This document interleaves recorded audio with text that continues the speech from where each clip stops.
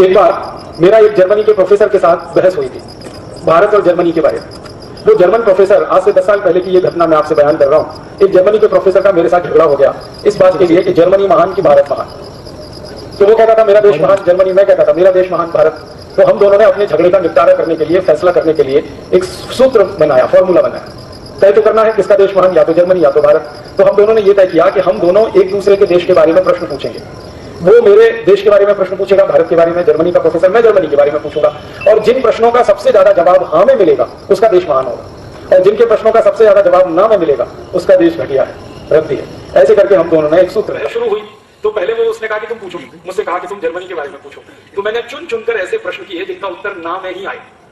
ये तो पूछने वाले के ऊपर है आप क्या पूछ रहे हैं। लेकिन आपको ऐसा लगेगा कि मैं जर्मनी को नीचा दिखाना चाहता था, मैं जर्मनी की वास्तविकता उसको रियलाइज कराना चाहता था। तो मैंने सबसे पहला सवाल उसको पूछा कि तुम्हारे देश जर्मनी में गन्ना होता है? गन्ना अब साधारण सा सवाल है। तो उसने कहा नहीं होता, क्योंकि मुझे मालूम है जर्मनी में गन्ना नहीं होता। और जानबूझ के मैंने ये सवाल किया कि जर्मनी में गन्ना होता है? उसने कहा नहीं होता। मैंने कहा जर्मनी में केला होता है? केला। उसने कहा नहीं होता। मैंने कहा जर्मनी में आम होता है? आम। उसने कहा नहीं होता। फिर मैंने कहा जर्मनी में संतरा होता है? संतरा। उसने कहा नहीं होता। फिर मैंने कहा जर्मनी में मौसमी होती है? मौसमी। उसने कहा नहीं होती। थोड़ी देर में वो बौखला गया, क्योंकि हर जवाब ना ना ना ना। तो उसने थोड़ी देर में मुझे कहा, मिस्टर राजीव दीक्षित, मेरे जर्मनी में कोई मीठी चीज पैदा नहीं होती है, अब आगे पूछो। तब मैंने उसको कहा अच्छा दूसरा सवाल है मेरा। मैंने कहा जर्मनी में पालक होता है? पालक, क्योंकि पालक मीठा नहीं है। तो उसने कहा नहीं होता। फिर मैंने कहा जर्मनी में मेथी होती है? मेथी। उसने कहा नहीं होती। मैंने कहा जर्मनी में मूली होती है? मूली। उसने कहा नहीं होती। फिर मैंने कहा कि जर्मनी में वो होती है इलायची, या जर्मनी में काली मिर्च होती है? ये सब मीठी चीजें नहीं है। थोड़ी देर में फिर बौखला गया। फिर कहने लगा मिस्टर राजीव दीक्षित, हरे पत्ते की कोई चीज जर्मनी में नहीं होती, अब आगे पूछो। अब मीठी चीज कोई होती नहीं, हरे पत्ते की कोई चीज होती नहीं। तो मैंने कहा तुम ही बताओ जर्मनी में होता क्या है? तो उसने कहा जर्मनी में एक तो होता है आलू, पोटैटो, और दूसरा होता है प्याज, ओनियन। अब आलू में प्याज मिला के खाओ या प्याज में आलू मिला के खाओ, हमारे पास दो ही चीजें होती हैं। फिर मैंने कहा कि जर्मनी के दुकानों में इतना सारा माल बिकता है, केला भी बिक रहा है, गन्ना भी बिक रहा है, आम भी बिक रहा है, संतरा भी बिक रहा है, तो ये कहां से आता है? तो उसने धीरे से कहा ये सब भारत से आता है। तो मैंने कहा किसका देश महान? तो चुप हो गया, बोला नहीं। उसको रियलाइज तो हो गया कि भारत देश महान, लेकिन उसने मुंह से नहीं बोला। मैंने कहा इसको मुंह से ही बुलवाना है अभी थोड़ी देर। और ये बहस हमारी कई लोगों के सामने हो रही थी। मैंने कहा तुम्हारा नंबर है, तुम पूछो भारत के बारे में। तो वो थोड़ा फंस गया, उसने वही सवाल पूछना शुरू किया जो मैंने पूछे थे। उसने कहा भारत में गन्ना होता है? मैंने कहा भैया उत्तर भारत, दक्षिण भारत, पूर्वी भारत, पश्चिम भारत, मध्य भारत, पूरे भारत में गन्ना होता है। और भारत में 6,38,365 गांव हैं, इनमें से 4 लाख गांव में गन्ना होता है। और भारत में एक गन्ना बहुत मोटा होता है, एक गन्ना बहुत पतला होता है, एक काला गन्ना होता है, एक लाल गन्ना होता है, एक हरा गन्ना होता है, एक थोड़ा सा पीले रंग का गन्ना होता है। 2550 जातियों का गन्ना इस देश में होता है। अब बोलो। तो कहने लगा आई कांट बिलीव इट। मैंने कहा ये तुम्हारी प्रॉब्लम है, मेरी नहीं। तुम्हें भरोसा नहीं है तो ये तुम्हारी समस्या है। अगर तुमको भरोसा करना है तो तुम भारत आ जाओ और घूम लो और पता कर लो कितनी जातियों का गन्ना होता है। फिर उसने दूसरा सवाल पूछा, केला होता है भारत में? मैंने कहा केला ही केला होता है। हमारे यहाँ उत्तर भारत का अलग केला, दक्षिण भारत का अलग केला, पश्चिम भारत का अलग केला, पूर्वी भारत का अलग केला, कहीं मोटा केला, कहीं पतला केला, कहीं छोटा केला, कहीं लाल केला, कहीं हरा केला। हमने कहा केले की भारत में कम से कम 1000 प्रजातियां हैं। कहने लगा यस। मैंने कहा यस। फिर कहने लगा आई कांट बिलीव, मुझे भरोसा नहीं हो सकता। फिर मैंने कहा तीसरा सवाल पूछो। तो उसने पूछा आम होता है? तो उसने सवाल किया था मैंगो को, कि भारत में मैंगो होता है। मैंने कहा मैंगो तो एक शब्द है, हमारे यहाँ तो मैंगो की जातियां 5000 से ज्यादा है।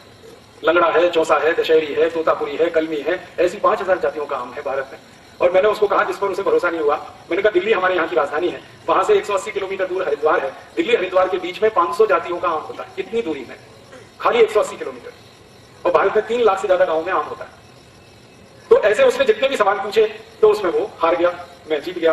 फिर हमारा भारत महान, उसका जर्मनी महान नहीं। तब उसने अंत में कहा कि मैं भारत देखना चाहता हूं। मैंने कहा कभी भी आओ, देखने के लिए कोई मुश्किल नहीं। आने जाने की कोई प्रॉब्लम है तो हम भारतवासी तुम्हारा टिकट बना देंगे, तुम आ जाओ कभी भी। वो आया, भारत में 3 महीने की छुट्टी लेके आया, 3 महीने का वीजा मिला।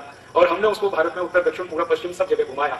और उसको एक डायरी और पेंसिल दिया था कि जो जो तुम गाँव में देखो कि यहाँ क्या होता है उसको नोट करना। जब आखिरी में वो वापस जाने लगा तो मैंने कहा तुम्हारी डायरी में क्या नोट किया है तुमने? तब उसने कहा कि भारत के एक एक गांव में 2000 से ज्यादा वस्तुएं पैदा होती हैं, जो मैं पहले विश्वास नहीं कर सकता। और वो उसने खुद कहा कि इंग्लैंड में और पूरे यूरोप में 2 या 4 वस्तुएं पैदा होती हैं सभी गांवों में, और यहाँ एक एक गांव में 2000 वस्तुएं पैदा होती हैं। तब उसने कहा तुम्हारा देश महान। तो मैंने कहा अब बोलो तुम्हारा क्या कहना है भारत के बारे में? तो उसने कहा कि मेरी इच्छा है कि मैं भारत में रहूं। तो मैंने कहा सिटीजनशिप नहीं मिलेगी तुम्हें। तो कहने लगा वो क्या करना पड़ेगा? मैंने कहा भारत में जन्म लो। कहने लगा उसके लिए क्या करना पड़ेगा? तो मैंने कहा हिंदू हो जाओ।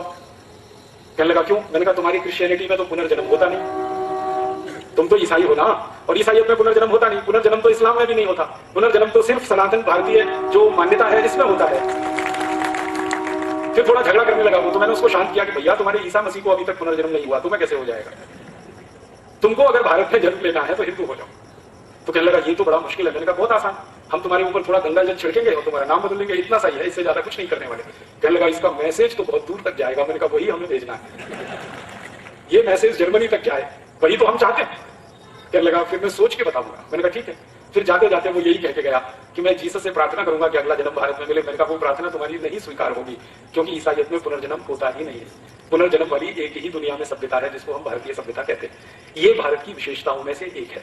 मैंने कहानी के माध्यम से आपको कई चीजें बता दी कि भारत में बहुत कुछ ऐसा होता है जो दुनिया में